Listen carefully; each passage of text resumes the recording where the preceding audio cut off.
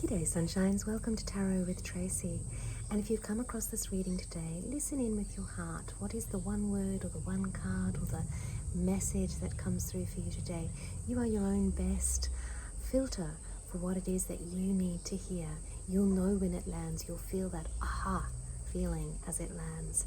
So today the reading is focusing on this card here. The Knight of Wands. Some part of you is leaping into action and ready to go. Some part of you is full of passion and determination to change something, to action something. There are 3 pyramids in the background there, so it's not just a simple thing that's going on here. There are multiple actions that are needed in this big desert, and it's not just one little program or something. It's an entire portfolio of things that you are leaping into action on. Your lizards are Ouroboros style. They're spinning on your cloak there as you swallow the tail and begin to feel the presence of the power of who you are, and the connectedness with the things that have been in the past and the things that are coming. This is this Knight of Wands role as he steps in and brings to life some change that you have been triggered into or looking for or wanting. And you can see there's like fire bursting from his elbows, from his gloves, from the plume on his helmet. He is just full of passion for something.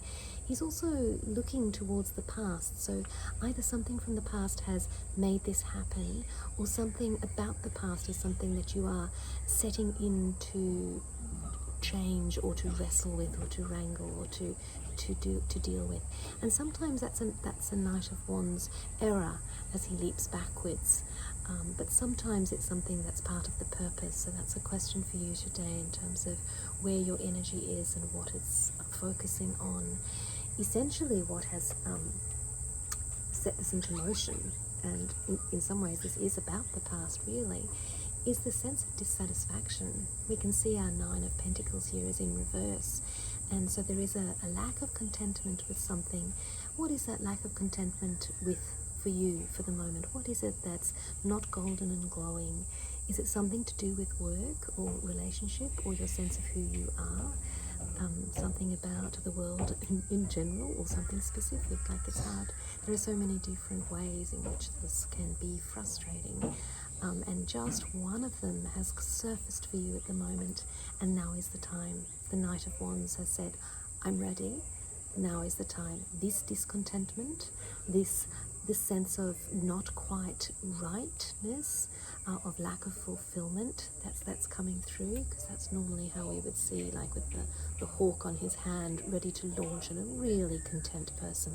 Not at the moment. So what is it in your life that has been niggling at you and asking for this Knight of Wands to leap into action?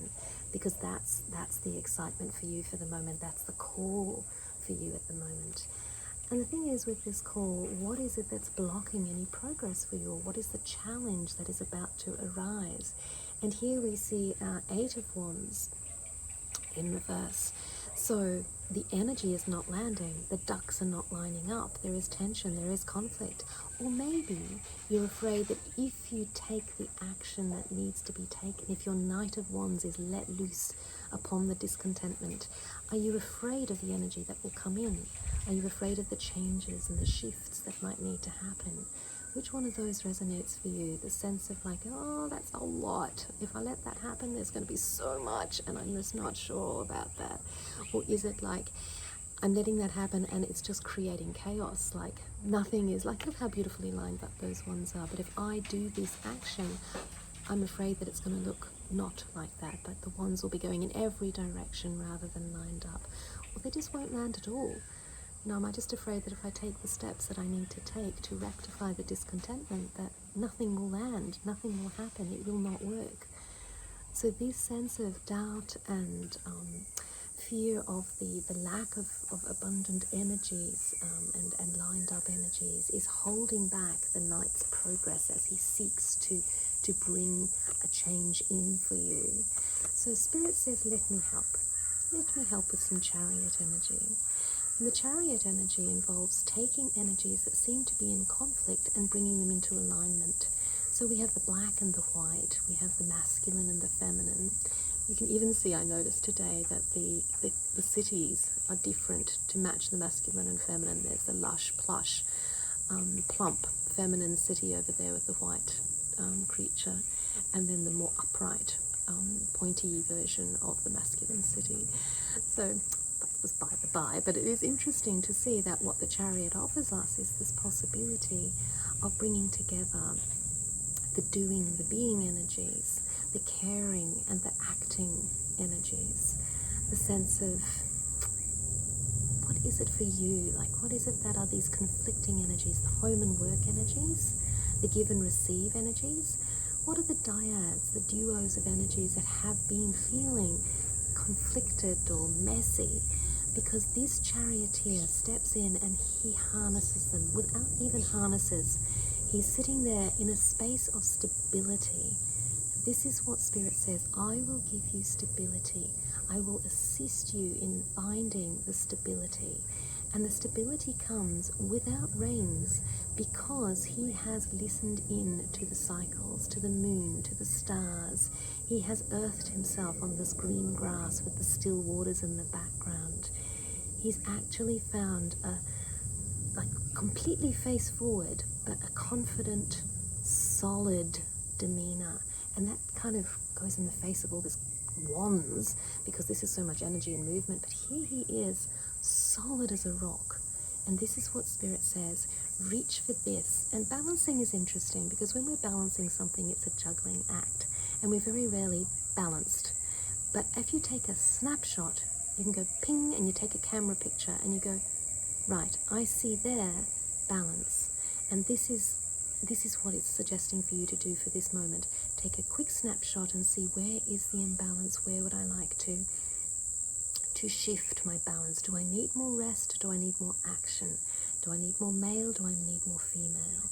Do I need more giving? Do I need more receiving?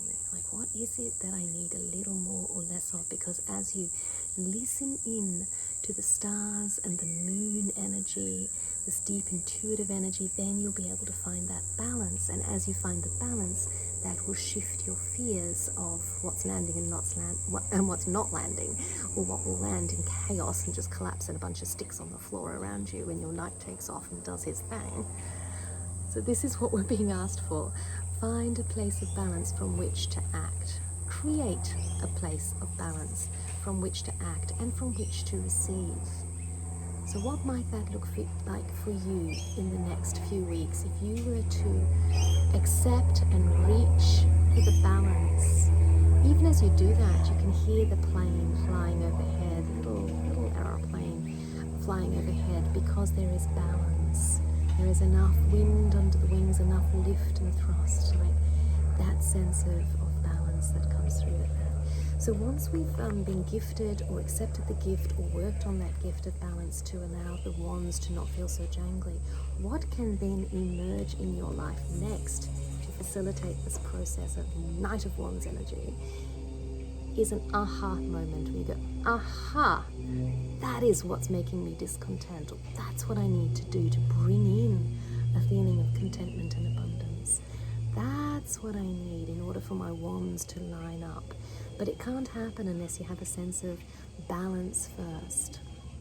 When you've got your balance feeling, then you can have the aha moment. And that's your next right action, is to listen for and accept and then act into the aha moment, when things become clear, with courage and conviction, with the energy of the night. Step into whatever that is that says to you, this way, this how, this is the moment. It's like the light bulb goes on, something that's been bothering you and unclear and dissatisfying for a while. You go, I see it now. So look for that. Sometimes it's a matter of prepping ourselves to actually listen for it, rather than just staggering along in the discontent and the night going this way and that way and the energy's not landing and the imbalances. Instead of staggering along, just go, I'm listening. Speak to me now. And as you put that out there, boom, the aha can arrive.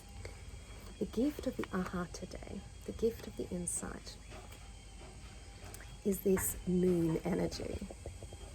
And the moon energy is the flow energy. The moon energy is when you've gone, aha, I need to step out of the water. I need to emerge in my crustacean self, in my very... Can you hear the cicadas? The cicadas go, yes! Emerge from the waters. Get onto that path. Get onto that path and move towards the promised land. Allow your wolf and your domestic dog to flank you. Allow them to listen to the moon. She is concentrating so hard. She is calling you, and she has been calling you for some time. This discontentment here, this feeling of lack of abundance, is not because there's something wrong with you and you should have been able to be more satisfied with what you've got. It's because the moon has been saying, it's time, sweetheart. It's time. Come to me. Come on this path. Come on this journey. And your dog and your wolf, who may have been going like, oh, no, are now going, oh, yes, it's time to step out. And your Knight of Wands is saying, thank goodness, because he's been waiting a while, chomping at the bit, so to speak, to get going. Don't be afraid of the chaos, of the mismatched energies. Allow the harnessing and the balancing. Allow the aha, and then step into this moonlit liminal space where you can begin to think differently and become more aligned with what it is that will bring you your contentment. I asked for some more clarity on what this would look like, because a gift of the moon is often this sort of spacious, like, it doesn't feel like a finishing point, it feels like an opening point. It's like stepping through these beautiful pillars and into destiny. So what else is it that comes when you do that? And here we have the end of this need to stand firm and rigid, and the wands actually attacking me and me having to say, thou shalt not pass. No more of that kind of energy. So the defensiveness and the standing strongness, instead of that, we've got the strength of being supple and flowing and climbing out onto the waters. So he's in reverse. If we climb out of the waters onto the land, then we don't have to be in this defensive posture. We can, oh, here we go, cards everywhere. We can settle in. The other thing that comes through when we own our moon energy and allow the night to take us here is that the conflict finishes. So that conflict can be within yourself, like your feeling of conflictedness, but it could be with the people around you, because if you're feeling conflicted with you, there's going to be conflict all around you for sure. And if there's conflict all around you, you're going to be feeling conflicted inside you. That stops as you begin to set out on this path, this mysterious moonlit path. Then the conflict finishes, the tension melts away, and that allows death. Finally, death, the ending, which of course is the other side of the coin of the rebirth and the beginning.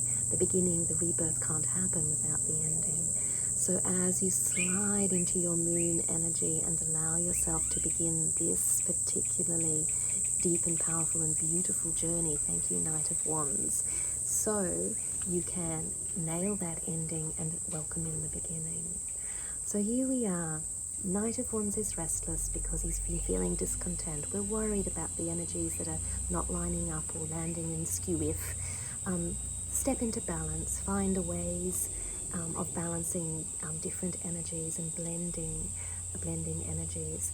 The aha moment will come where you have that insight, and then you'll be able to step out into the moon and allow for the cessation of conflict, defensiveness, and the welcoming of the death and the new beginnings. Bright blessings, beautiful people. I'd love to see you again soon.